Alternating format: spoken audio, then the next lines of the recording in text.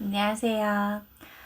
오늘은 제가 잠깐 시간을 내서 어, 그동안 생각했던 이야기를 같이 나누는 시간을 가지려고 해요.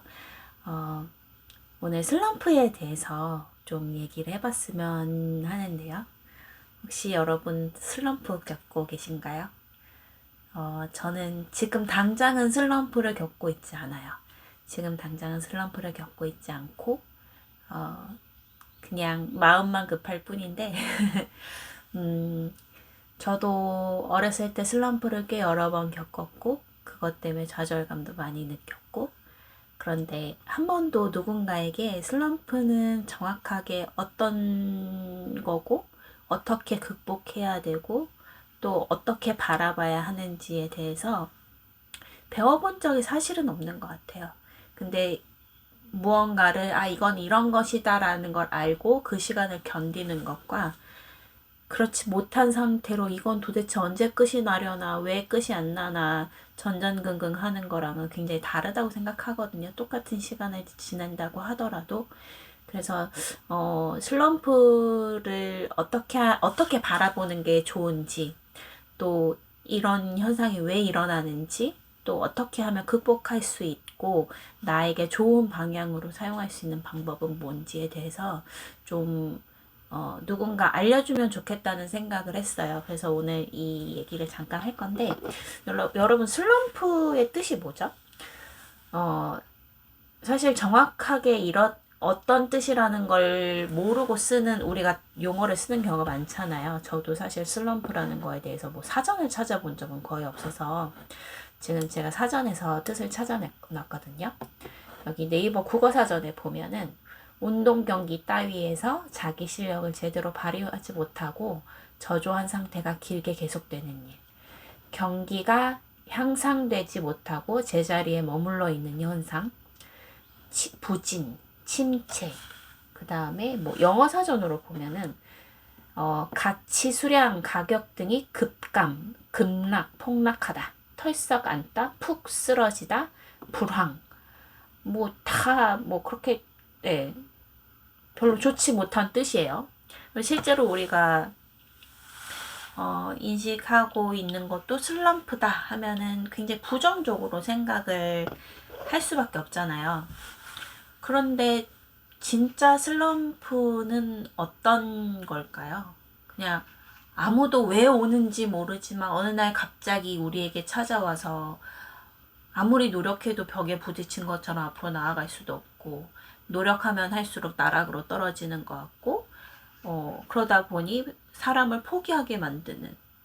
그런데 운 좋은 사람은 슬럼프를 노력으로 극복하고 나오는 뭐 그런 거로 생각하는 경우가 사실은 많을 거잖아요. 근데 저는 제가 겪은 슬럼프는 그거랑은 좀 많이 달랐어요. 그래서, 어, 슬럼프를 어떻게 바라보는 것이 좋은지에 대해서 먼저 얘기를 할까 해요. 슬럼프는 어떤 사람한테 찾아올까요?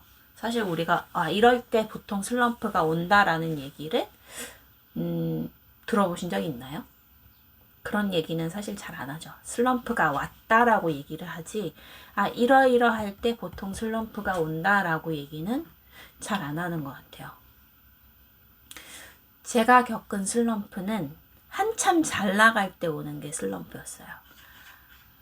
뭔가 내가 목표한 바가 있어서 그 목표를 이루기 위해서 진짜 열심히 노력을 하고, 노력을 한 결과가 눈에 띄게 나타나는 그 시기에 어느 순간 갑자기 방지턱에 걸리듯이 턱 하고 걸리는 거예요.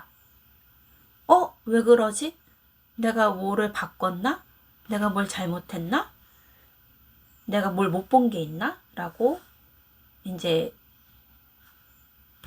해결책을 찾으러 굉장히 노력을 하죠. 그런데 사실은 어느 날 갑자기 일어난 일이고, 정말 나는 평소와 다르게 한 게 하나도 없는데 갑자기 생긴 현상이기 때문에 원인을 못 찾는 경우가 너무너무 많아요.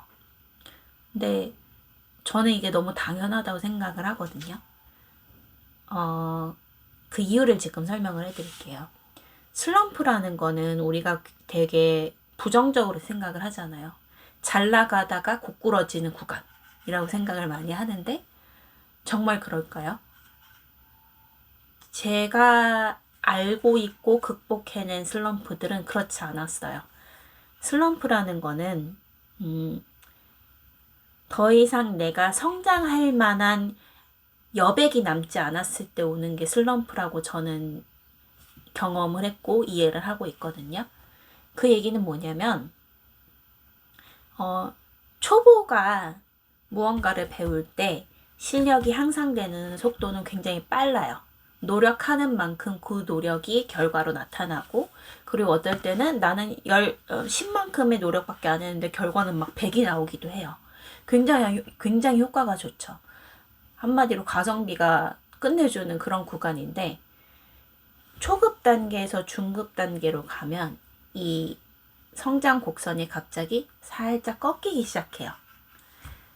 가파르게 올라가던 성장 곡선이 어느 순간 그 기울기가 아닌 거예요. 갑자기 속도가 떨어지는 것 같은데 라는 구간이 오는 거죠. 가만히 생각을 해보면 물통에 물을 가득 채울 때 마지막에 올라오기 전까지는 우리가 물을 마냥 틀어놓고 그냥 딴짓을 해도 물이 넘치지 않잖아요. 그러니까 그때는 아무것도 생각 안 하고 그냥 하면 돼요. 그냥 하면 되는데 이 물이 넘치지 말아야 된다고 생각을 한다면 마지막에는 물을 틀어놓은 속도를 줄이고 이게 짤랑짤랑한 걸 넘어가지 않을 수 있게 마지막에 속도를 완전히 줄여서 끄죠. 그게 슬럼프인 거예요. 내가 채울 수 있는 만큼 다 채운 거예요. 그러면 이건 좋은 걸까요? 나쁜 걸까요? 저는 좋은 거라고 생각을 하거든요. 왜냐하면 내가 이만큼 채울 수 있는 그릇이 있는데 내가 노력을 해서 다 채운 거잖아요. 그러면 자랑스럽고 좋은 일이죠. 칭찬받아 마땅한 일이라고 생각을 해요. 근데 당장 우리가 느끼는 거는 내가 가진 물병에 물이 얼마나 찼는지를 볼 수 있는 게 아니라 근데 왜 예전에는 이만큼만 해도 됐는데 왜 이제는 안 되지? 밖에는 모르는 경우가 많아요. 그렇다 보니까 그걸 슬럼프라고 인식을 많이 하는 것 같아요. 그러면 여기서 이 슬럼프를 극복할 수 있는 건 뭐냐면 둘 중 하나예요. 하나는 나는 내가 성장할 수 있는 동력을 다 사용하고 이제는 한계치에 도달했구나. 난 더 이상 성장할 게 없고 노력할 게 없네. 그리고 그 순간 멈추는 거예요. 그 순간 물을 완전히 끄고 멈추면 물은 넘치지 않아요. 물은 넘치지 않고 그리고 사고도 일어나지 않아요. 옆에 뭐가 흘려서 막 치워야 되고 이런 쓸데없는 일이 생기지 않죠. 그런데 여기서 만족을 할 수 있을까요? 우리가 그냥 지금 제가 비유를 들기를 물병에 물을 채우는 거로 비유를 했지만 실제로 우리가 살면서 나는 어느 대학을 갈 거야. 나는 어떤 직업을 가질 거야. 나는 몇 살까지는 이런 목표를 달성을 할 거야 라는 목표를 세우고 그걸 위해서 노력을 하다가 어느 순간 내가 성장할 수 있는 만큼의 여백을 다 사용했구나. 이미 다 성장해서 그걸 채워버렸구나 했을 때 거기서 멈출 수 있는 사람이 얼마나 될까요? 보통 거기까지 채울 수 있는 사람은요. 그걸 이미 채웠을 때는 근데 나는 더 하고 싶은데 라고 생각을 하게 마련이에요. 여기까지 도달하지 못한 사람은 이미 노력을 안 하고 있기 때문에 나는 이제 그만 노력할래 라는 생각조차 못 하겠죠. 근데 열심히 살아온 사람이 내가 채울 수 있는 모든 것을 채우고 난 다음에는 근데 이게 다야? 나는 더 하고 싶은데 라고 생각을 하는 게 어떻게 보면 당연한 거죠. 그래서 우리가 슬럼프를 겪는 거라고 생각을 해요. 더 가고 싶은데 더 이상 갈 곳이 없을 때. 그러면 더 이상 갈 곳이 없으니까 멈추는 방법이 있다고 방금 한 가지를 말씀드렸잖아요. 두 번째는 그럼 뭐가 있겠어요? 그 틀을 벗어나야죠. 지금 물통에 물을 다 채웠잖아요. 그럼 여기서 멈추고 싶지 않다면 물통을 더 큰 걸 갖고 오는 거예요. 더 큰 걸 갖고 와서 물을 옮겨 담는 거죠. 그리고 다시 채우는 거예요. 아니면 물통을 여러 개를 갖고 오든가. 어찌됐든 뭔가를 더 채울 수 있는 여백을 더 만들어내는 수밖에 없어요.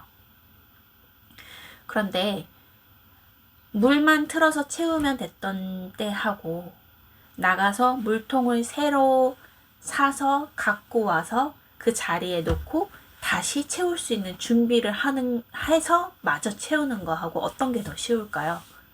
당연히 물만 틀면 됐을 때가 더 쉽겠죠.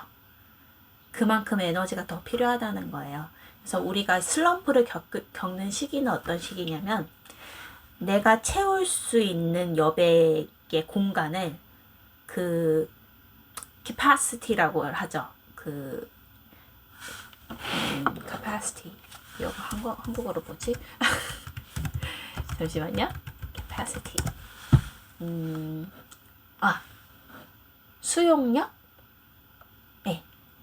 수용할 수 있는 그 한계를 바꾸는 거예요. 나는 1리터만 채울 게 아니라 이제 나는 10리터를 바라고 100리터를 바라보고 살 거야. 그러면은 10리터짜리를 채우고 싶으면 10리터를 채우기 전에 10리터짜리 통을 먼저 준비를 해야죠. 왜냐면 나는 아직 1리터짜리 통밖에 안 갖고 있으니까. 10리터짜리 통을 준비하는데 에너지도 필요하고 시간도 필요하고 비용도 필요해요. 그거를 투자하는 시간이 슬럼프라고 저는 생각을 하거든요. 그러면 1리터짜리 통을 10리터짜리로 100리터짜리로 바꾸고 난 다음에는 마음껏 노력을 하면 또 그만큼 채워지는 게 눈에 보이기 시작해요. 근데 1리터짜리를 채울 때는 물이 금방금방 올라가거든요. 근데 10리터짜리는 우리 부피 계산하는 거 다들 해봤잖아요. 바닥 면적이 넓으면 똑같은 물을 채웠을 때 올라가는 높이가 훨씬 얕죠.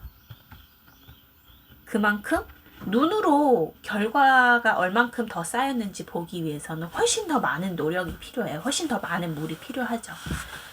그래서 슬럼프를 한번 겪고 나면 사람이 깊어지고 통찰력도 생기고 인내심도 생기고 이렇게 되는 것 같아요.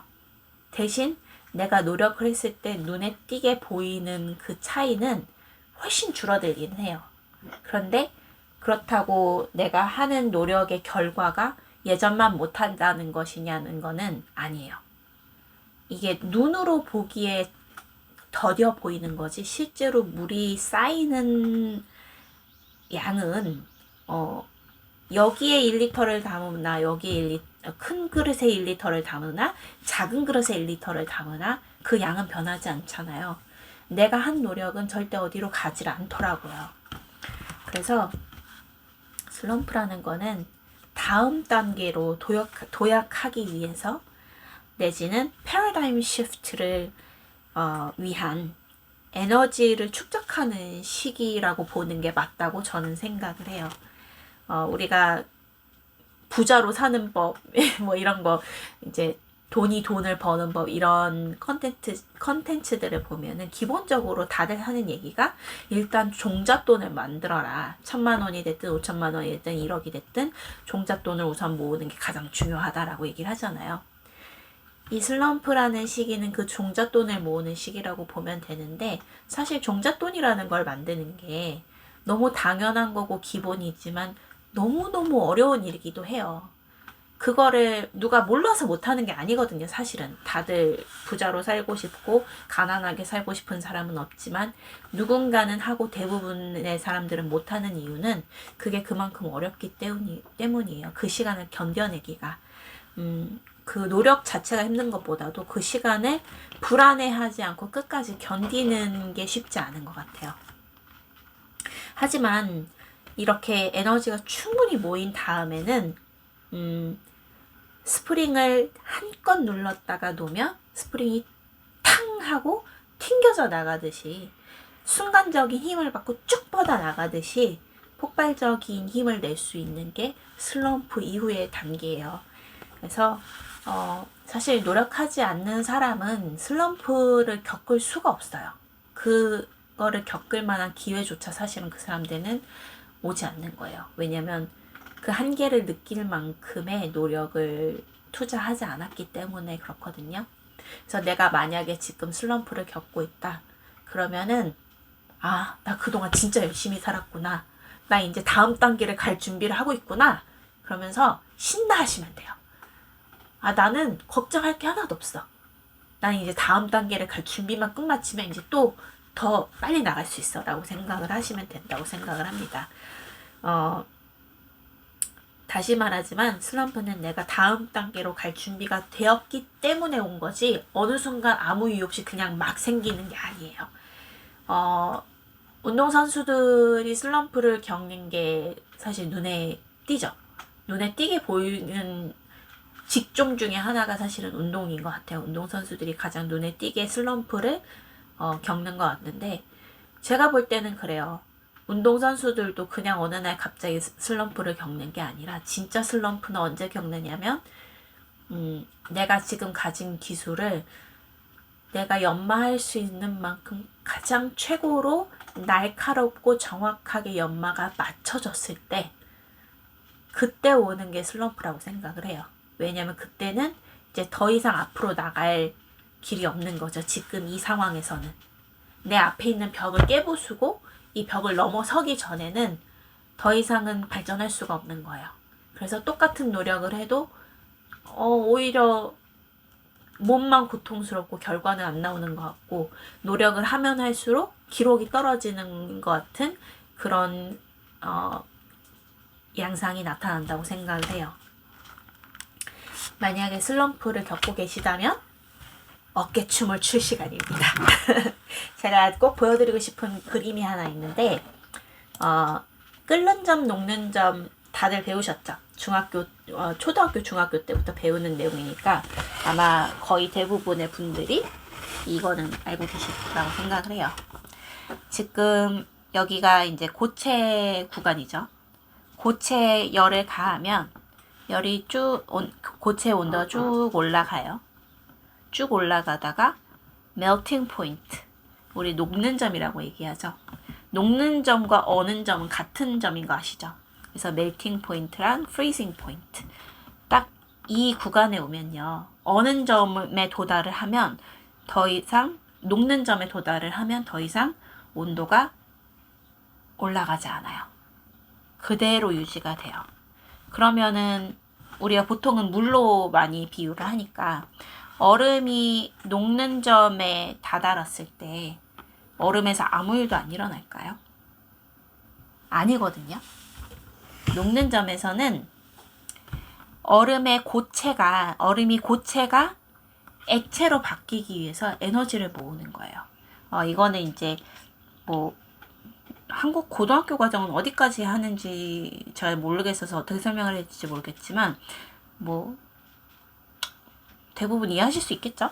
그 하이드로젠 본드라고 하죠. 수소 결합에 사용되는 그 하이드로젠 본드가 물 분자와 물 분자 사이에 이렇게 서로 잡아주는 역할을 해요.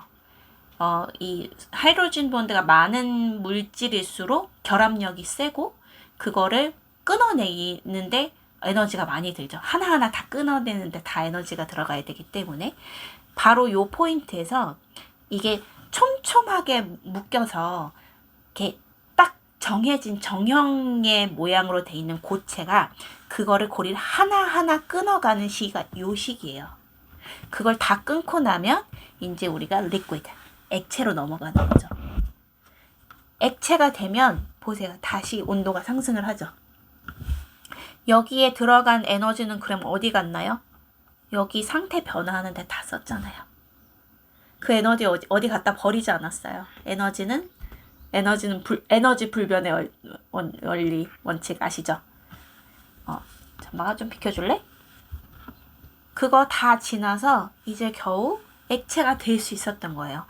처음 액체가 됐을 때는 고체에서 액체가 됐을 때 온도가 똑같아요. 근데 상태는 변했죠.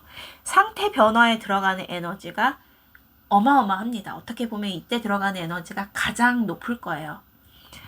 이 에너지를 다 받아들여서 상태가 변화하고 나면 그때는 액체 상태에서 다시 온도가 올라갈 수 있어요. 그런데 그 다음 단계가 또 있죠. vaporization, condensation. 이게 끓는 점 아니면은 이거는 condensation 한국말로 뭐지? 응축되는 그 지점. 기체에서 액체가 되고 액체에서 기체가 되는 그 지점. 여기서도 온도가 변하지 않잖아요. 에너지는 계속 주고 있지만. 그럼 이때도 뭐냐면 이때는 그나마 남아있는 수소 결합을 다 끊어내는 거예요. 왜냐면 하나씩 날아가야 되니까 기체로. 거기에 에너지를 쓰는 거예요. 그러고 나면 아주 자유로워지죠. 그래서 기체가 되고 나면 더 이상 온도에 제한이 없어요.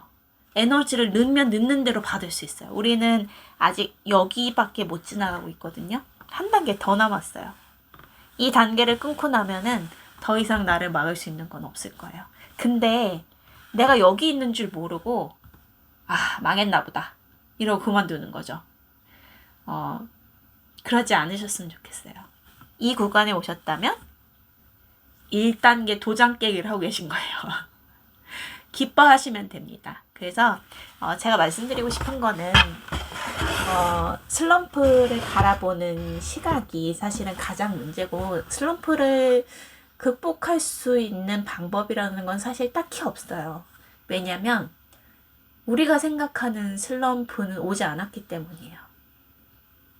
정확한 의미로는 나는 이제 더 이상 이 틀 안에서 성장할 수 없을 만큼 커졌기 때문에 더 큰 집을 찾아가야 돼.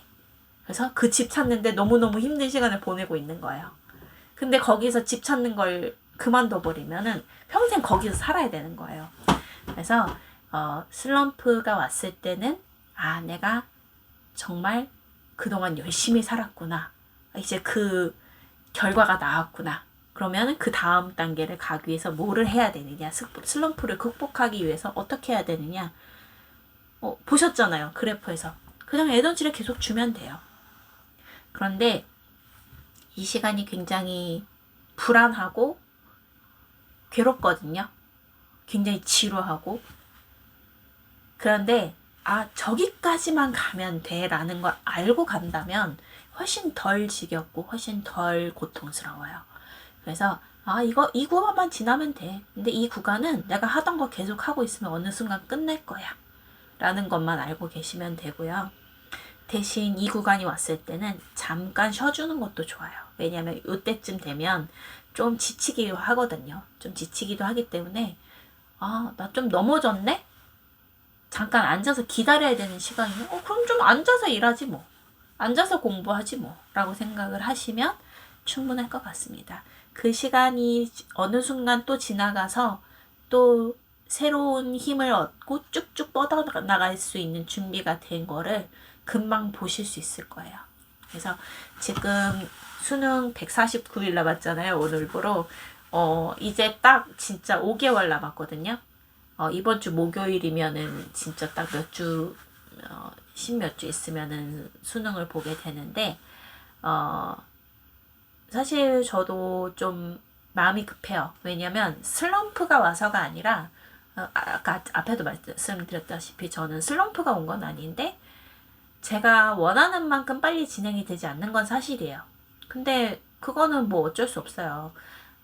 지난 3, 4년간 꾸준히 준비를 해온 현역 학생과 지난 나 몇 년 동안 공부를 안 했지? 10년이 넘게 공부를 안 하다가 갑자기 다시 공부를 시작한 제가 속도가 같을 수는 없어요. 물론 저는 그 전에 공부한 게 있기 때문에 완전 초등학생이 지금 이 공부를 하는 것보다는 빠르겠죠. 그렇지만 각자에게 지금 감당할 수 있는 속도라는 건 다 다르거든요. 저는 어느 순간 저도 속도가 폭발적으로 늘어날 거라는 걸 이미 알고 있고, 그리고 순간순간 나 이거 그래도 많이 낮았네? 다음 단계로 이미 넘어왔구나 라고 느껴지는 과목들이 있어요. 근데 그게 점수로 바로 보여지진 않더라고요. 슬프게도. 점수로 보여지기까지는 정말 부단한 노력을 해야 되고 진짜 어디선가 멈추지 말아야 되는 것 같아요. 그게 조금 이제 욕심에는 차지 않지만 그건 말 그대로 욕심이니까요. 그리고 지금 제가 말씀드린 이 슬럼프를 바라보는 시각, 슬럼프가 정확하게 어떤 거고 왜 오는지 아셨으니까 이제 슬럼프 극복하는 거 아무것도 아니네, 좋은 일이었네 라고 생각 얻어 가시기를 바랍니다. 저는 오늘 좀 공부 영상을 많이 못 올리는 날인데 여러분은 원하시는 만큼 공부 충분히 하실 수 있기를 바라고요. 또 적지만 그래도 오늘 더 마저 공부를 할 거니까 이따가 스터디 with me 영상 또 올릴게요. 다음에 또 얘기해요. 바이바이.